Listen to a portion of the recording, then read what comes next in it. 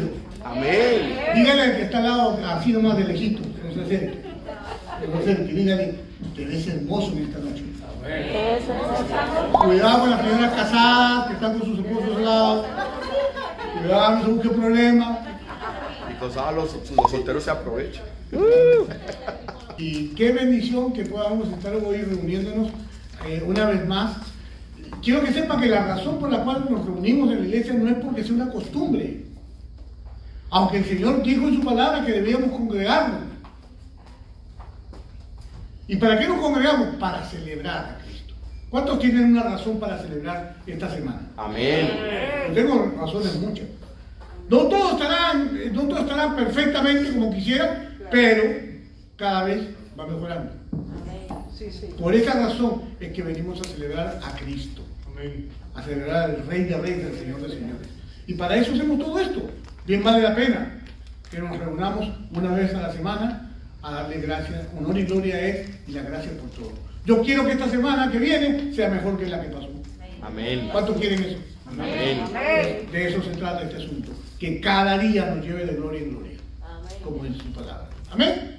Bien. Qué privilegio, hermanos, poder el día de hoy seguir con el tema, con los temas que estamos estudiando del libro de Génesis. Y estamos ya en el capítulo 37. La semana pasada hablamos acerca de un capítulo que muy pocas personas lo tocan. ¿Por qué razón?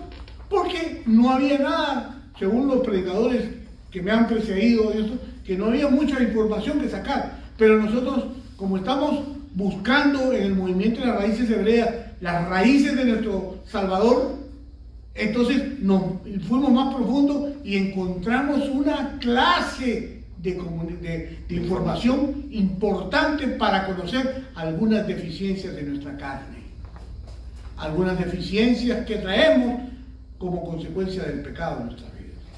Es bueno saber con qué estamos luchando. Yo no sé, a mí me abrieron mucho los ojos y mis oraciones ahora son un poquito diferentes, porque ya sé contra qué me enfrento. Amén. Amén. Entonces, pero esta semana ya estamos en el capítulo 37, y así como hablamos de esto, y la Biblia es relevante con los personajes importantes, si dedicó un capítulo a Esaú, que no era tan importante todo lo que aconteció, pues con lo que vamos a hablar, y no va a ser en una semana, este capítulo va a ser en 3 partes. ¿Por qué? Porque hay mucho que hablar. Así es. Hoy nada más tengo 7 páginas. Yo no sé cómo la voy a meter en media hora, pero Dios tú, solo tú, Señor. Entonces, hoy vamos a hablar acerca de Jacob y sus descendientes, sus hijos. Pero, importante, vamos a hablar de uno en especial. ¿Por qué? Porque los patriarcas siempre tuvieron una persona, un hijo, una promesa que cumplir. Y esa se iba desarrollando. ¿Por qué? Porque la Biblia, dije la semana pasada y lo vuelvo a repetir hoy, no es un libro de historia, es un libro profético. Todo lo que está escrito en la palabra desde el principio hasta el final tiene cumplimiento en ella misma durante todo el transcurso de la Escritura. Por lo tanto, por eso es que la gente dice, pero ¿por qué los judíos leen todas las semanas lo mismo y se le pasan años de años? El estudio de los judíos se llama para allá. Bueno, los judíos lo estudian, pero realmente lo estudian los hebreos. ¿Y por qué lo estudian así de semana a semana? Porque, hermano, es que Dios mandó a su pueblo a leer el libro de la ley. Y que no nos olvidáramos de la ley por toda la vida. Pero usted no se imagina la cantidad de información que puede salir año tras año. De los mismos capítulos. Así que hoy nos va a tocar la oportunidad de hablar acerca de este tema de José. Pero para esto, vamos a empezar leyendo Génesis 37:1, por favor, Luis. Dice, entonces Jacob volvió a establecerse en la tierra de Canaán, donde su padre había vivido como extranjero. Ok, aparentemente no hay mucha información ahí, pero en primer lugar vemos que habla de cosas puntuales, como por ejemplo se estableció en la tierra de Canaán, donde su padre había vivido como extranjero. ¿Saben qué pasa con Jacob? Que en este capítulo que está hablando, Jacob ya había vivido muchísimas cosas. Primero, que tenía 11 hijos. De los 11 hijos, cada hijo había sido una lucha entre los conflictos entre las hermanas, la primera esposa y la segunda esposa de Jacob, entre las peleas que habían tenido, y las concubinas y las después posteriormente esposas también de Jacob, dándole hijos y teniendo dificultades entre ellos, pues hubo muchos problemas. Después se presentó el asunto de que Jacob tenía que reconciliarse con su hermano. ¿Para qué? Para empezar su ministerio. El ministerio conferido por Dios de establecer las naciones. Porque si vemos desde ahí, desde la promesa de Abraham a Isaac y Jacob, estamos viendo que se está cumpliendo una promesa que Dios le hizo a Abraham. ¿De qué? De llenar las naciones, de establecer un pueblo. Ya en Jacob se le dio el nombre al pueblo. ¿Cómo se llama el pueblo? Israel. Por lo tanto, había que continuar con el propósito eterno. Por eso le digo que es un libro profético, por lo cuanto tiene que estar, va por partes, va yendo por partes. Entonces, en este capítulo específicamente, vemos una cosa peculiar. Jacob se establece en un lugar. ¿Por qué? Porque está cansado, porque quiere ya disfrutar a sus hijos. ¿Quién no? Así es. El sueño de todo ministro o de toda persona que le sirve al Señor es en un momento tener paz, tener descanso. Porque el ministerio parece mentira, pero cansa. ¿Por qué? Porque hay demasiado trabajo. Trabajar con personas no es nada sencillo. Y trabajar con las decisiones de las personas peor todavía. Y no solamente trabajar con ellas, sino que sufrirlas también, porque se nos manda a sufrir con ustedes. Más las nuestras propias. Entonces Jacob estaba cansado y quería establecerse, pero parece que se olvidó el propósito divino y se estableció en Canaán, regresó a establecerse. Claro, uno de los propósitos que tuvo es regresar a pasar los últimos años con su padre, 12 años pasó con Isaac antes que muriera, pero él quería estar tranquilo, pero eso no era lo que Dios quería. El propósito era que él siguiera como peregrino. ¿Por qué seguir como peregrino? Hermanos, muy sencillo. Dios quiere que tengamos presentes que nosotros estamos en este mundo de pasada. Ese es el plan perfecto del Eterno, que nosotros entendamos que nuestra vida, que parecemos que ya está llegando al final, no, recién están comenzando. Pero es una vida gloriosa la que nos espera al lado del Padre. Entonces, toda la vida que nosotros hemos vivido, aparentemente extenuados, algunos más cansados que otros, por el ritmo de vida que han llevado, entonces ese es el propósito de las Escrituras, que nosotros entendamos que estamos aquí temporalmente. Por eso que él dijo que los patriarcas debían vivir como extranjeros. Y para eso, pues tengo un versículo, 1 Pedro 2:11. Dice: queridos amigos, ya que son extranjeros y residentes temporales, les advierto que se alejen de los deseos mundanos que luchan contra el alma. Estamos hablando de Pedro, ese es el Nuevo Testamento. O sea que está corroborando que el propósito del Eterno es que nosotros vivamos como extranjeros aquí, de pasadita. No busquemos tomar descanso, porque cuanto más descanso quieres, más pruebas te vienen. Así es. Génesis 37:2. Este es el relato de Jacob y su familia. Cuando José tenía 17 años de edad, a menudo cuidaba los rebaños de su padre. Trabajaba para sus medio hermanos, los hijos de Bilha y Silpa, dos de las esposas de su padre. Así que le contaba a su padre acerca de las fechorías que hacían sus hermanos. ¡Qué tremendo! Fíjense,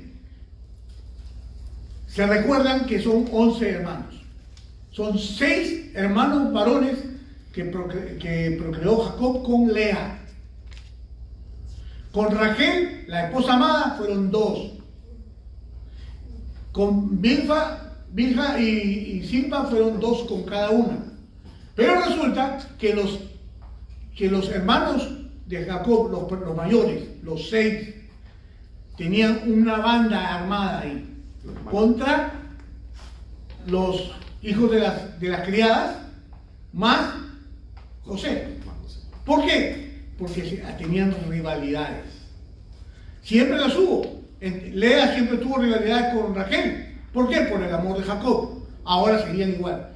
Ahora, ¿por qué? ¿Qué cosa hay de profético ahí, pastor? Es que así mismo anda el pueblo, el ser humano. Siempre anda peleado con alguien. Y entonces ahí nos está reflejando que los patriarcas también eran humanos como nosotros. Y andaban en sus rollos y sus cosas. Ahora, vemos aquí una figura importante. Vemos que salta José. ¿Por qué? Porque es la parte profética de todos los hermanos. Pues ya vamos a ir viendo cuando empieza el asunto de los sueños. Pero José comienza a notarse. ¿Por qué? Porque era un muchachito obediente.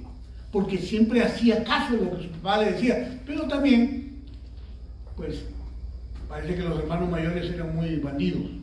Bueno, ya hemos visto que acabaron con todo un pueblo, ¿no? Sí. O sea, no eran... Era una ganga fuerte, ¿no? Las malas zapatuchas, parece que era. Porque eran terribles. Lo mataron a todo un pueblo. Entonces, él lo acusaba con su padre. Entonces ya había pues cierta rivalidad. Ahora vamos a ver que en el plan del Señor escoge a José porque era el primer hijo de su amada mujer, de su amada esposa, de Raquel. Y le puso, parece que mucho cariño, porque comenzaba a mostrarse de una manera diferente con él. Y también vemos que la Biblia dice que él es sinónimo del Mesías y él traería la redención a su familia para darnos muestra de que a futuro sería ese el mismo caminar de nuestro Mesías. Amén. Entonces, ahí estamos viendo ya una parte. Israel como creyentes en el Mesías, Yeshua, nos deja ver cómo la historia primero se centra en la familia para después llevarnos a entender los asuntos más importantes.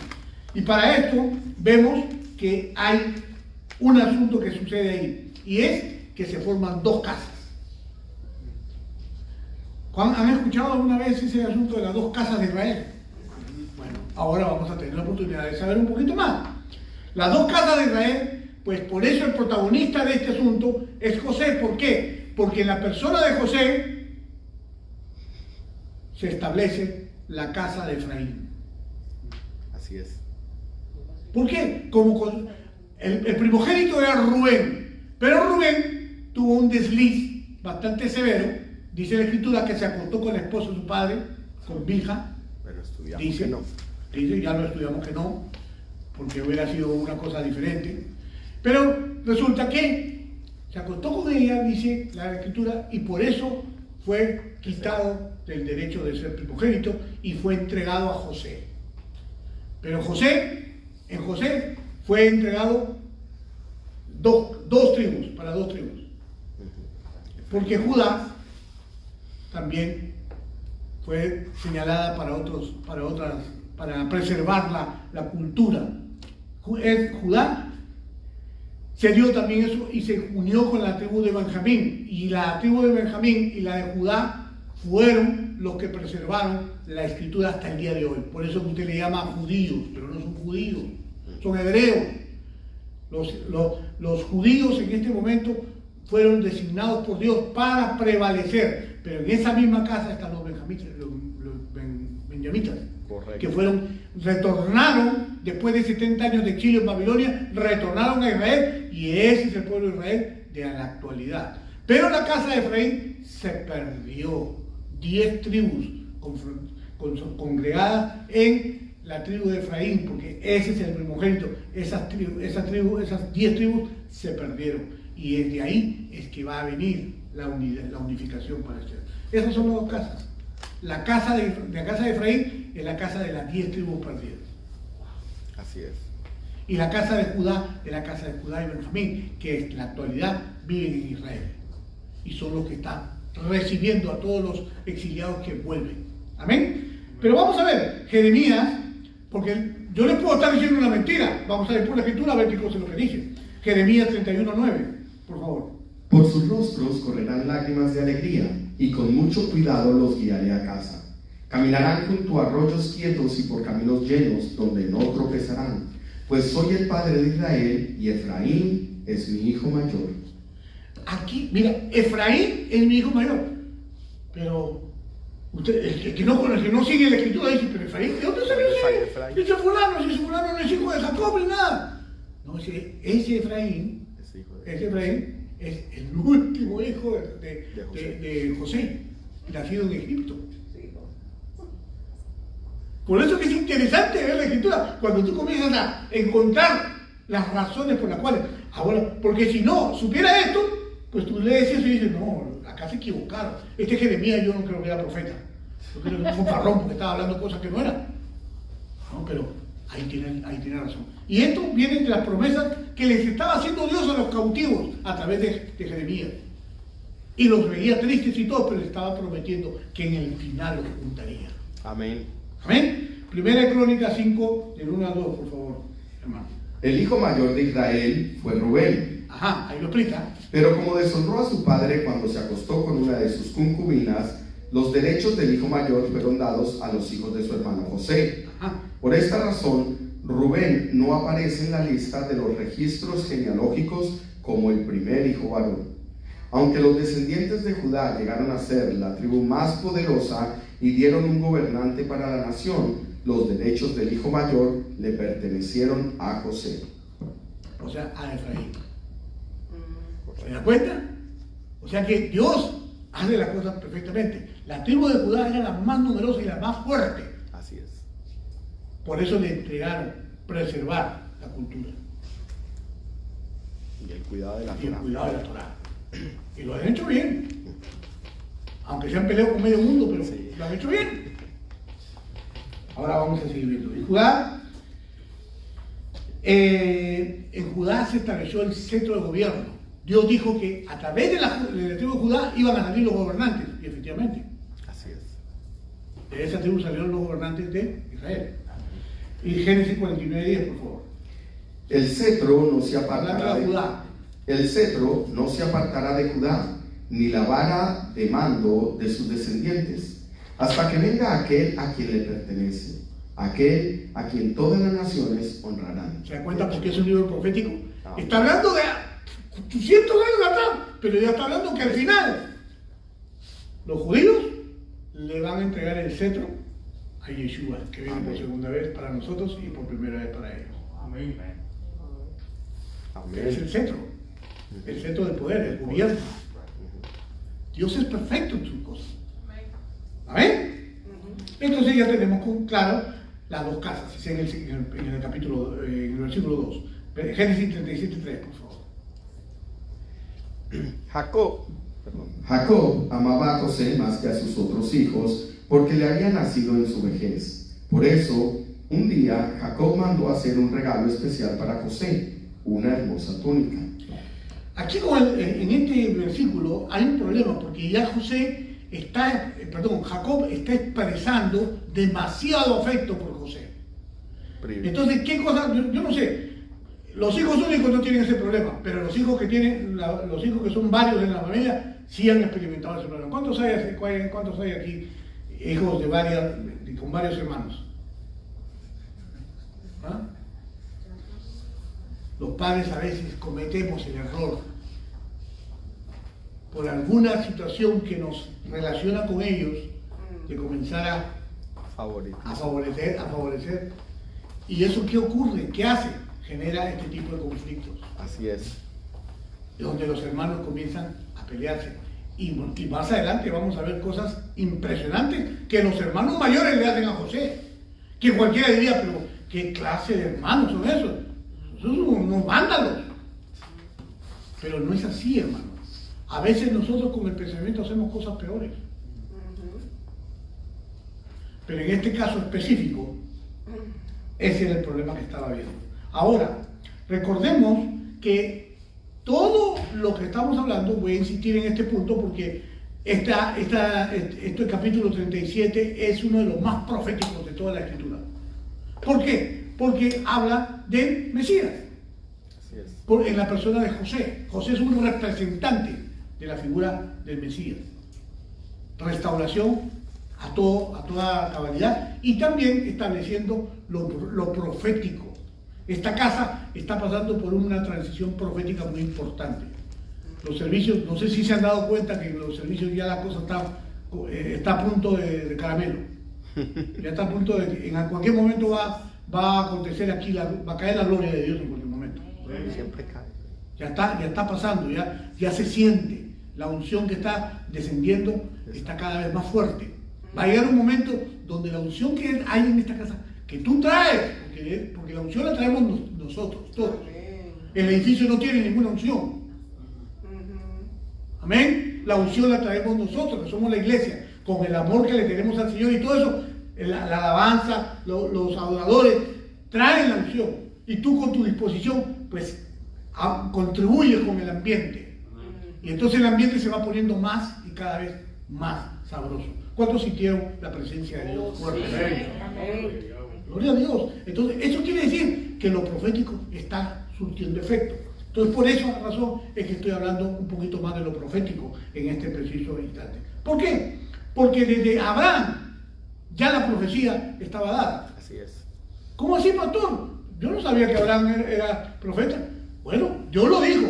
En Génesis 27 dice así: por lo tanto, devuelve la esposa del hombre a él ahora. ¿Se acuerdan cuando Abraham le dijo que Sara era su hermanita? De hermanita suave,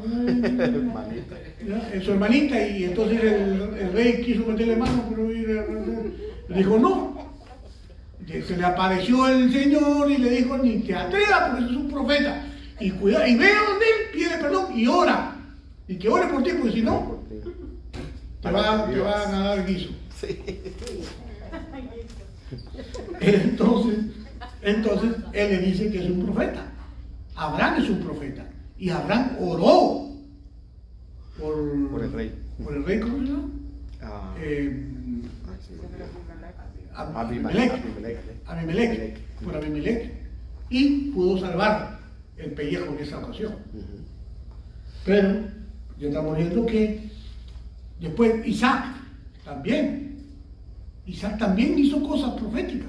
Como cada uno de los. Jacob también hizo cosas proféticas. Y José pues venía de ese libro. Pero ¿qué pasaba? Que los hermanos no entendían eso, porque los hermanos estaban enchismados con él. Los hermanos lo que querían era desaparecerlo, porque el tipo les hacía sombra por todos lados.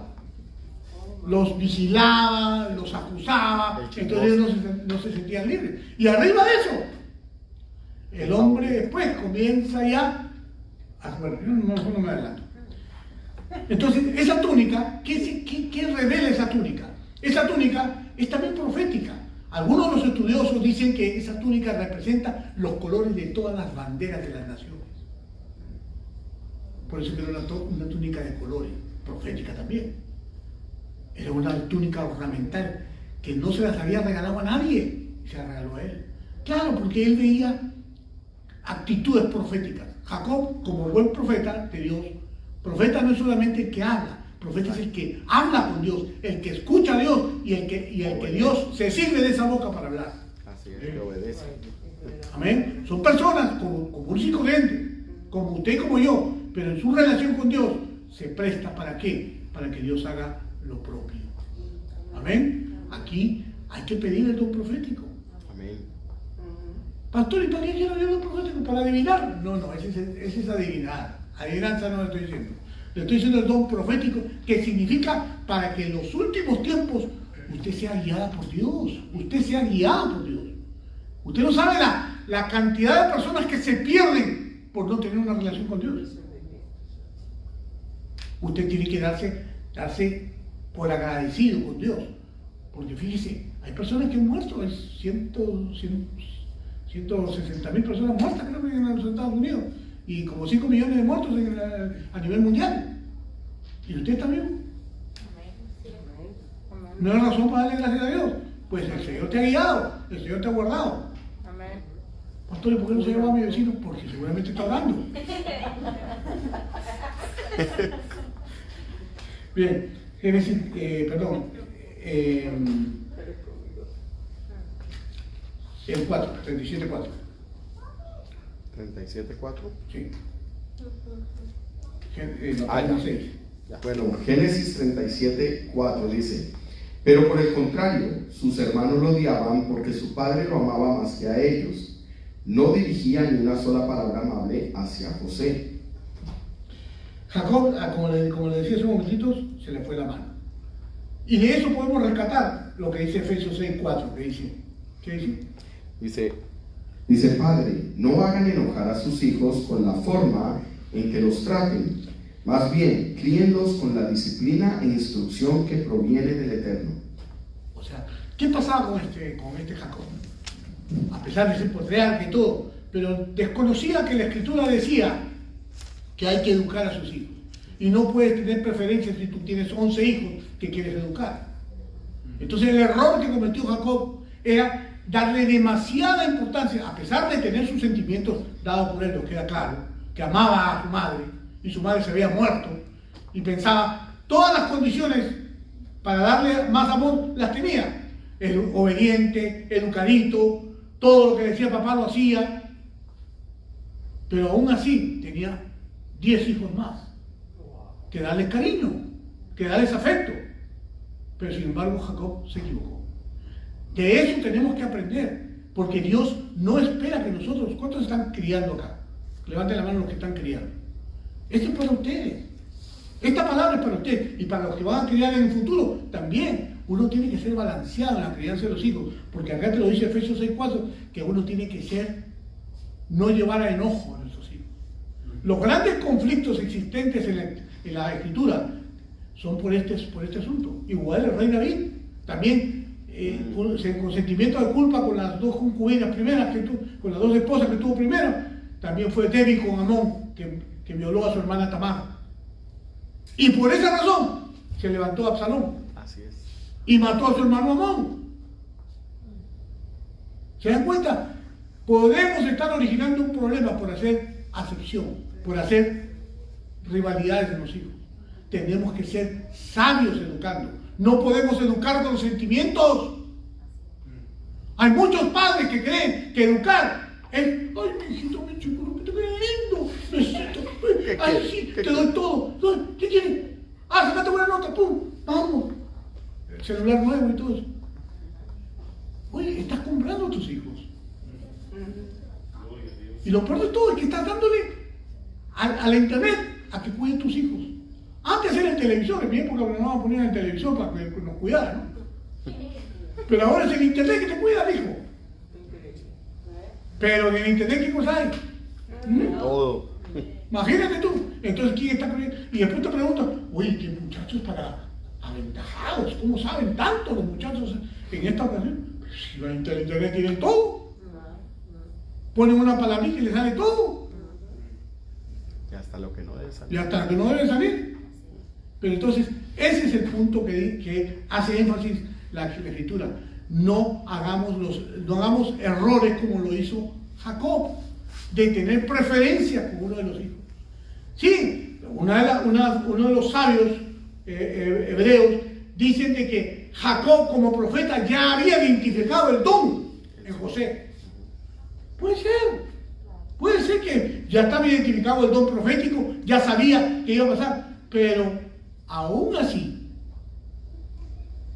ni José fue prudente, fue inmaduro, claro. Y el padre fue más inmaduro todavía. ¿Por qué? Porque no se dio cuenta que les estaba haciendo un daño a los otros hermanos. Y todo el sufrimiento que le tocó vivir a Jacob porque desapareció José fue propiciado por eso. No estoy justificando las acciones de los hermanos, pero en gran parte la responsabilidad de esto la tuvo Jacob y la inmadurez de José. Ya lo vamos a ver en un momento. Él era un niño. Era un niño, pero un niño que sabía mucho, ¿ah? Sí. Que las sabía todas, porque él claramente los vigilaba a los hermanos. ¿Cómo ahí sí sabía lo que hacían bien y lo que hacían mal? Era un sapo. Le salió del alma. Andaba sapeando a su hermano. Sí. ¿O no? No, menos mal no nació en Colombia, porque en Colombia los sapos mueren. Menos mal que sea colombiano, si no le dan muerte. Oh my goodness. Bueno, vamos la otra parte de esta noche, los sueños de José.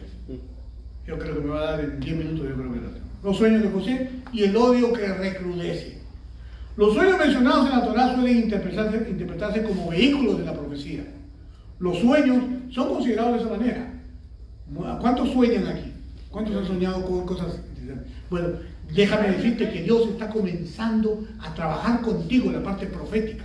Así que sigue orando, sigue presentándole tus referencias al Señor para que Él te dé ese don y tú puedas servir en el reino en esa indicación. Los relatos bíblicos de José y los de Faraón y sus funcionarios determinaron que José tenía el don profético.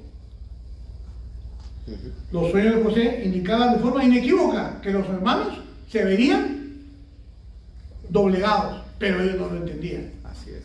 Ya vamos a ver cómo los sueños de José, pues a los hermanos le caen en el hígado. Era una pedrada en el hígado cada vez que ese muchacho soñaba. Los hermanos se encendían más. Por eso dice que los sueños de José y el odio de los hermanos recrudecía.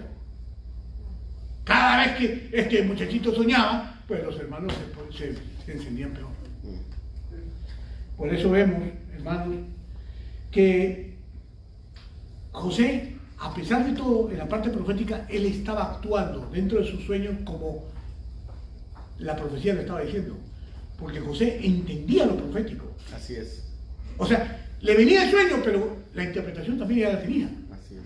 Entonces, él sabía perfectamente que lo que él soñaba tenía que ver con un futuro no muy lejano. Amén. O sea, así mismo va a pasar con cada uno de nosotros. Que cuando comencemos a soñar de parte de Dios, cuando comenzamos a recibir palabras claras de Dios, eso significa que van a acontecer. No es adivinación, es profecía. Es Dios hablándote, anticipándote las cosas. ¿Para qué? Para que camines en rectitud. Así es. Para que seas su testigo. Recuerda que en los últimos tiempos hay testigos. El Señor va a necesitar testigos fieles para poder establecer el reino. Porque Satanás lo va a tener todo cubierto. Con el falso profeta, todo lo van a tener cubierto. Pero solamente los redimidos, solamente los que realmente conozcan al Señor, son los que van a poder presentar batalla desde el punto de vista espiritual. Si usted se queda, o si nosotros nos quedamos, por lo menos estamos preparándonos ahora. Estamos entendiendo que ya sea que nos vayamos, o ya sea que nos quedemos, porque ese asunto no está claro. Específicamente no está claro. Algunas facciones dicen que pues nos vamos antes que pase lo malo.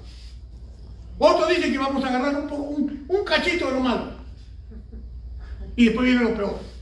Otros dicen que viene al final. No está claro. Pero sea de cualquiera de las formas, es mejor que te prepares. Amén. ¿O no? Amén. Hay que estar preparado. Porque guerra avisada no mata gente. Pastor, mira que tremendo. Y cuando lo mata porque no sabía nada. Pastor, mira algo tremendo, porque la palabra que me dio el Señor, que les estaba leyendo en el 43 de Isaías, dice en el capítulo 10, vosotros sois mis testigos, dice Jehová, y mis siervos que yo escogí, para que me conozcáis y creáis y entendáis que yo mismo soy, y que antes de mí no fue formado ningún Dios, ni lo será después de mí. Así es, somos testigos, usted es testigo. Mire, ¿usted cree que personas que están alrededor no saben que usted también ha ido a la iglesia? La gente sabe. Claro. Mi mamá sabe que tú vienes a la iglesia, ¿no? Claro que Y sí. Rochi también, y todo el mundo. Es que, miren hermanos, nosotros somos como lumbreras. Siempre hay alguien que nos está mirando. Así que mucho cuidado cómo te portas. Amén. Así es. Porque siempre hay alguien que te está mirando, que te está sapeando. Hay un José por ahí. Por ahí hay un José que te está mirando. Eso es testimonio. Cuando tú ven y entonces Satanás le manda a los secuaces, ¿no? Y le dice, ahora es muy religioso, ¿no? Entonces, si tú no estás firme, entonces, ay, no, yo fui porque un amigo me llevó, pero ya no voy más. Te robaron el gozo. Pero si tú te mantienes firme, entonces te conviertes en ese testigo que está diciendo la palabra de Dios. Y cuando tú eres testigo, entonces atraes todas las bendiciones que Dios tiene para los que le creen. Por lo tanto, tienes que considerar esta parte que estás escuchando el día de hoy. Es importante que la escuches. ¿Por qué? Porque al final de cuentas, ¿qué cosa queremos todos nosotros? Que Dios nos dé las firmes, las fijas. Yo me acuerdo que cuando estaba en el colegio iban a dar examen, todo el mundo preocupado con el examen. Y entonces venían los profesores, no sé si en tu caso venía el profesor y le decían, vamos a hacer un repaso. Sí, profesor, traiga la firme, la que viene en el examen. Pues nosotros queremos las firmes, las que vienen en el examen, para no quedarnos, para irnos y disfrutar de la gloria con el Señor. Yo quiero la firme. Yo quiero que Dios me dé todo lo que tiene que darme. Yo no me voy a quedar aquí porque resulta que al otro le molesta que yo venga a la iglesia. No, por favor, eso no funciona. ¿Amén? ¿Cuántos dicen amén? Gloria a Dios, Dios.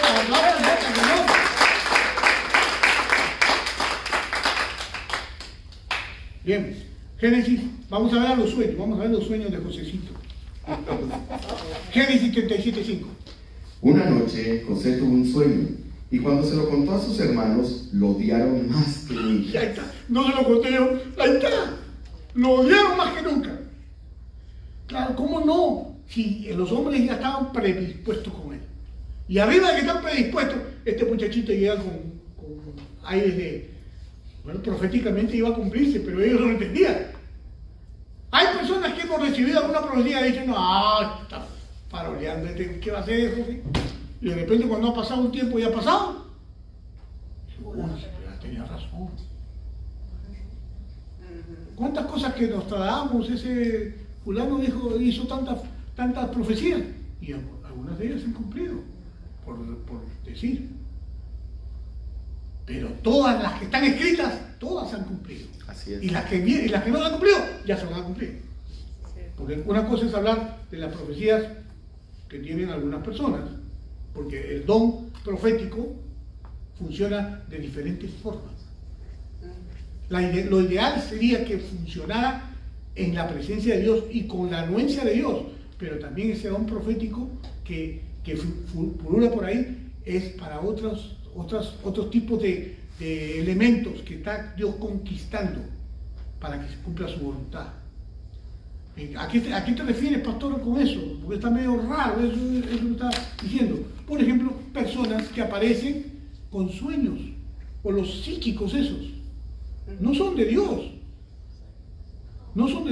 pero les sueltan cosas que están ellos viendo que se proyectan por ese lado, más las cosas que han leído, porque fíjate, quiero decirte una cosa, no vayas a creer que los psíquicos o los que están ganando billetitos por ahí con adivinación y todo, no estudian. Eso estudia más que tú. Eso sabe la palabra más que tú. Así es. Así que no te vayas a creer el cuento de que no, es que esos no saben. No, sí saben.